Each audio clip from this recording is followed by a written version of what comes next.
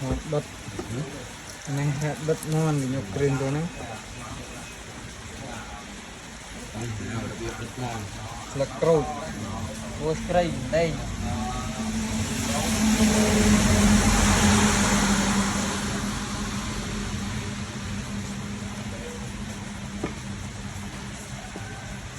được nó lại chua chân máu đây điệp kering gì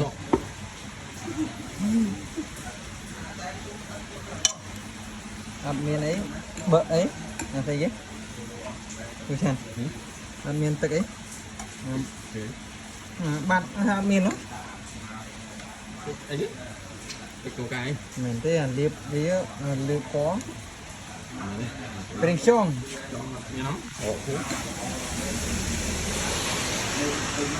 được xoắn cái nó vẫn nặng bao giờ này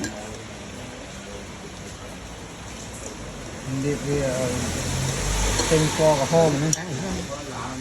đây này